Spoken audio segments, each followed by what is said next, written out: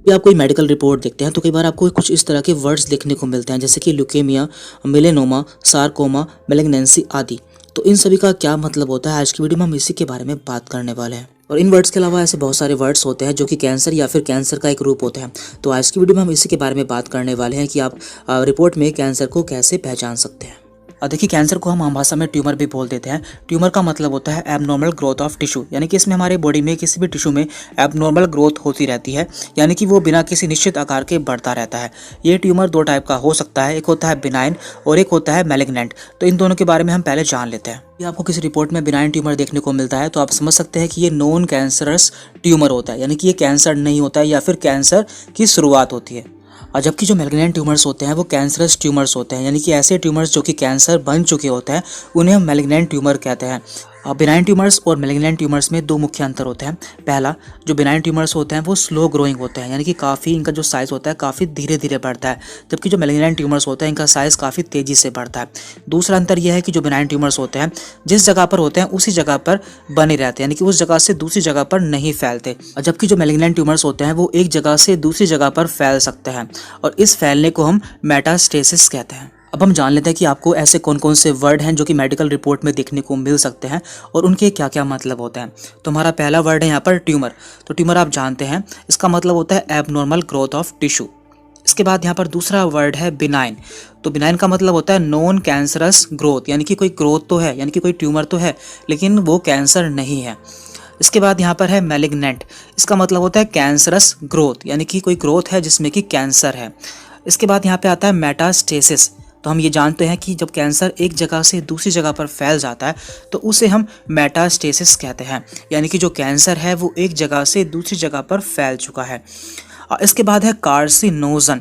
इसका मतलब होता है कैंसर कोजिंग एजेंट, यानी कि ऐसे एजेंट जो कि कैंसर कोज करते हैं या फिर कैंसर के लिए जिम्मेदार होता है। इसके बाद यहाँ पर अगला वर्ड है सारकोमा। तो ऐसे कैंसर जो कि सॉफ्ट कनेक्टिव टिश्यू में होता है उन्हें हम सारकोमा कहते हैं। तो ये हमारी बॉडी में कई सारे ऑर्गन में हो सकते हैं, जैसे कि यूट्रस, मसल, बोन।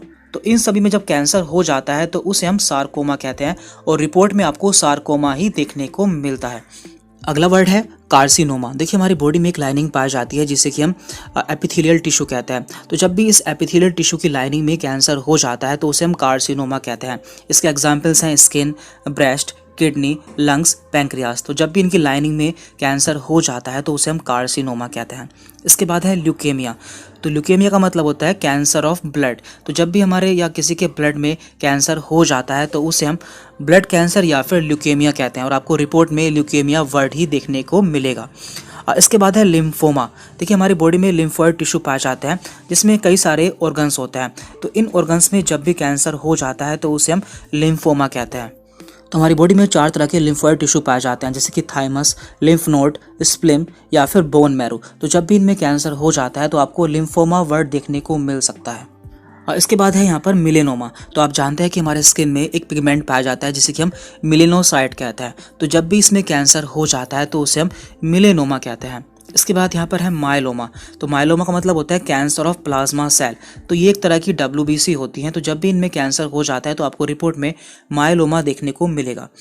इसके बाद यहाँ पर है एडिनोमा। तो ये एक नॉन कैंसरस ग्रोथ या फिर ट्यूमर होता है जो कि आगे चलकर कैंसर में कन्वर्ट हो सकता है। जैसे कि आप यहाँ पे पिक्चर पे देख पा रहे हैं, ये हमारी कोलन का डायग्राम है। तो स्टार्टिंग में इसमें क्या हुआ, इसमें एडिनोमा हुआ। यदि ये ठीक नहीं होता है तो आगे चलकर ये कैंसर में कन्वर्ट हो सकता है और इसे कन्वर्ट होने में 5 से 20 साल लग सकते हैं। लेकिन यदि हम यहाँ पर जो इसका कोजिंग एजेंट है उसे रिमूव कर देते हैं तो ये यहीं पर ठीक हो जाता है।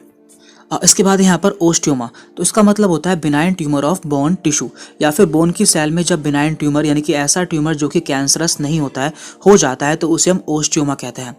देन ओस्टियोसार्कोमा। तो यहाँ पर वर्ड यूज हुआ है सार्कोमा, मीन्स ये कैंसरस ट्यूमर है। तो जब भी बोन में ट्यूमर हो जाता है जो कि कैंसरस होता है तो उसे हम ओस्टियोसार्कोमा कहते हैं। और लास्ट में यहाँ पर है हिपेटोमा। हिपेटो मीन्स होता है लीवर। तो जब भी लीवर में कैंसर हो जाता है या लीवर की सेल में कैंसर हो जाता है तो उसे हम हिपेटोमा कहते हैं। अब हम कुछ रिपोर्ट्स भी देख लेते हैं। तो ये पहली रिपोर्ट है, इसमें क्या दिया हुआ है, यहाँ पे दिया हुआ है एक्यूट लिम्फोब्लास्टिक ल्यूकेमिया।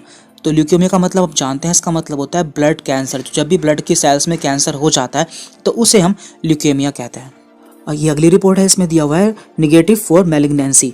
तो मैलिग्नेंसी का मतलब क्या होता है आप जानते हैं, इसका मतलब होता है कैंसर। मीन्स यहाँ पर कैंसर नहीं है क्योंकि यहाँ पे दिया है निगेटिव फॉर मैलिग्नेंसी। तो इस तरह से आप रिपोर्ट्स को देखकर कैंसर या फिर ट्यूमर्स का पता लगा सकते हैं।